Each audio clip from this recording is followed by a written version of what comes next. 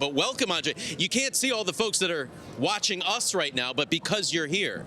No, stop it. You guys do a fantastic job, and it is great to be here with you. Thank you. We saw you last night, opening ceremony, teaming up with Roger, Ash Barty, taking on Pat Rafter and Leighton Hewitt on the other side. What was that like, being on the same side as Roger? It was a bit of an amnesia lane for me, to be quite honest. You know, parts of it I remembered well, and except the tennis part I didn't remember so well. But it was fun. No, listen, it was an honor to be out there with those guys, as you well know. I want to give you some props, too, because I didn't even know this. I saw you out there ripping the ball, crushing backhands like always, looking good. And you didn't even have your racket. You were playing with John McEnroe's racket? My bag didn't show. I traveled to Dubai before I came down, so I was like, what racket do I use, right? Well, and Max is like, it's a club. The grip is huge. I know. Leather grip. I mean, it was terrible. It's a terrible racket. You made it look good. I mean, that thing sprung off, but I don't know. I got through it. I think Andre's ball striking is not a huge concern. Yeah, that's he right. He could have played with a pick and would have still hit it pure on the backhand side. Doesn't but I matter will say the Rafter did not stick to the script. He promised a lot of pocket backhand serves, and he did not stay to script. What was it like for you watching that video, your last major title here in Australia? You remember all of them, no question. I'm not sure anyone really stands out more than the first one, right?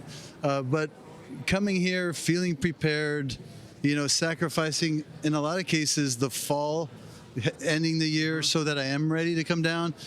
The belief in your body and the belief in your game goes a long ways when you're talking about these temperatures and these conditions.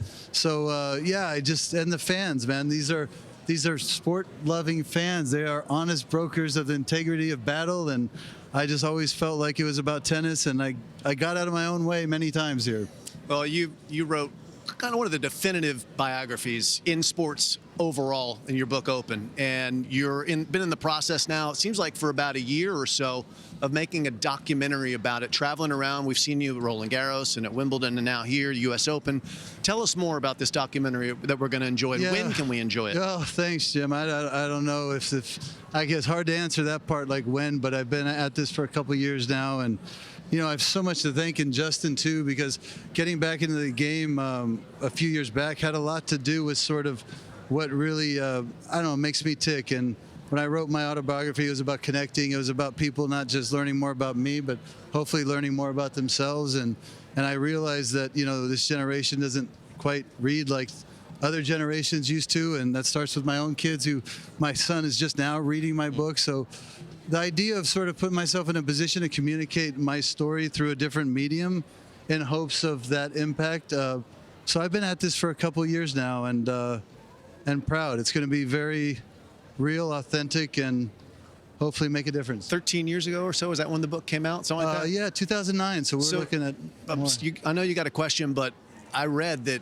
your book was the #2 most downloaded audiobook of sports autobiographies in 2025, so it's got staying power. Well, I tried to listen to the audio, and it drove me crazy. When you know the voices in your own life and you listen to somebody trying to impersonate it, it was very. I gotta do my own. We are working on that. There we are. We are. That has been flagged. I didn't know about the second most downloaded. That's great, but we are. It's a big commitment to get the book in your own voice. So that is, if you really want it, I'm pretty sure we can figure it out. Yeah, I gotta learn to read first. My favorite book of all time, and so to be able to hear it in your voice would be beautiful. Justin, a lot of people have wanted this docuseries for years, right? What made this the right time for it? Well, it's interesting because it's been 16, 17 years, and when Andre and I reconnected a couple years ago over youth baseball, it was very serendipitous. But when we first started connecting, and Andre had some more space in his life, and so did I, and we really just gathered data on how the world had changed. Originally, after Andre's book came out, it was so much about, you know, biopic. And Andre had been through every meeting, and everyone had reached out about doing something from the book. But in that period of time, so much had changed, and documentaries became so big. And so we just started spending time together authentically, and actually kind of between baseball and pickleball is where we're really reconnected. And then the business kind of just fell into it, and we took tons of meetings, tried to learn about where the environment had evolved, and directors, producers, streamers and so forth.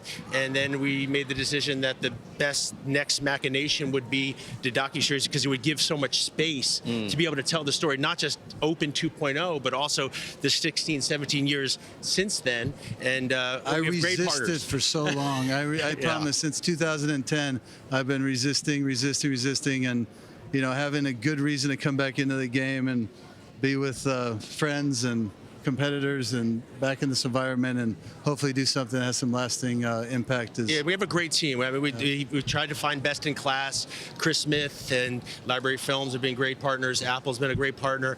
But really, the tipping point was after going to meetings for about a year and a half. We were at dinner at the Peninsula, maybe or maybe not enjoying an adult beverage, and Jaden was there. And it was interesting for me. My son's much younger than Jaden and Jazz, but I'd noticed it doesn't matter what you've achieved, how many Australian Opens you've won, and I'm sure Jim experiences this as well, you're still at that point fighting for time with your son. And Jaden was pitching at USC, and Jaden was about to leave and get back to his kids, and I saw that Andre's energy just decreased a little bit because Jaden was leaving, and we were setting up business meetings around Jaden's baseball schedule and other things. And unfortunately, I spent a little too much time with lawyers. I know you don't ask questions that you don't know the answer to. I asked Jaden, this is after a year, I said, hey, Jaden, give like that little entourage moment. Hey, Jaden, how did you enjoy Andre's book? He's like, got a little sheepish, and Jaden's the sweetest boy. He's like, I don't know, I haven't really read it. What about your sister? Because you guys are kind of the demographic we're after here, with the new generation impacting people that haven't seen it. So Jaden, what about your friends? No. Then I gave him the entourage. Hey, would this be something you'd be interested in? Is that would you, if you had a really cool documentary or movie about your dad, would that be something you guys would like? It's like, that would be amazing. Jaden leaves. Andre turns to me, probably ordered another beverage. He goes, I know what you did there.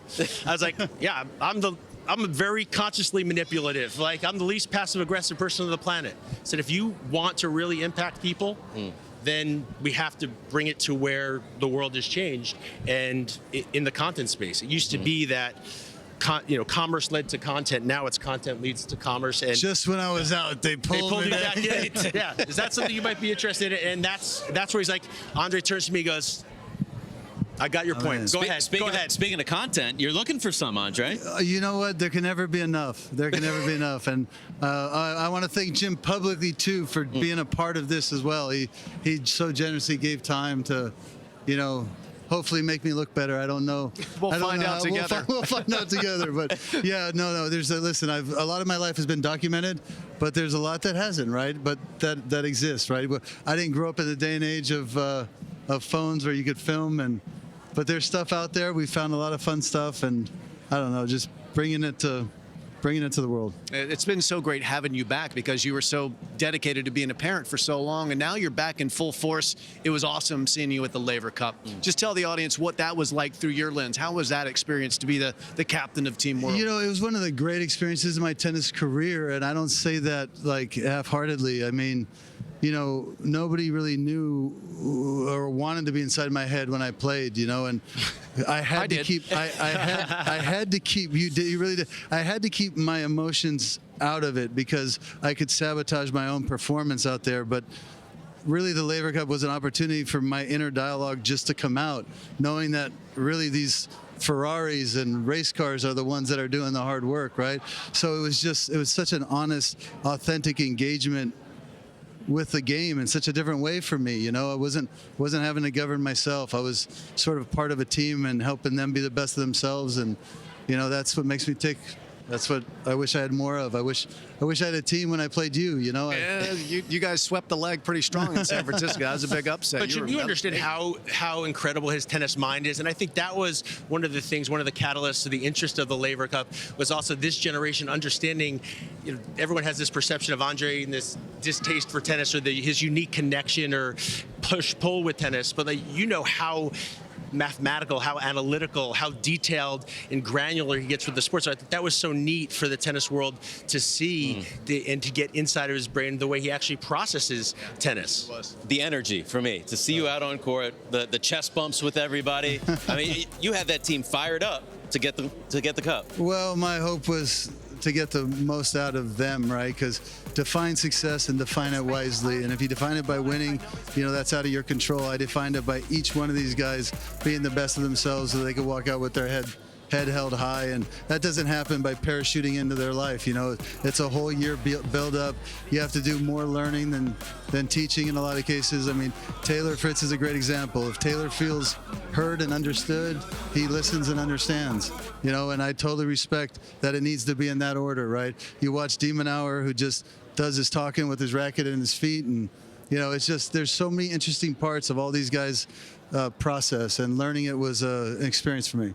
We can't wait to see you in London at the Laver Cup coming up this year. Yeah, that's going to be good. O2. That's right, O2 Arena. I was there for Jim's interview. Jim was an absolute mensch for his interview with Andre, so I can't wait for some of that footage, and for Andre to see some of the ways that his peers reflected on his journey and how much appreciation the sport has for him will be a really neat part of the project. New docuseries on Andre Agassi, Apple TV. Cannot wait for that to come out. Thank you, Justin and Andre, for joining us here on TC Live today, and enjoy the rest of the tennis here at the Aussie Open. Why not? Let's get started.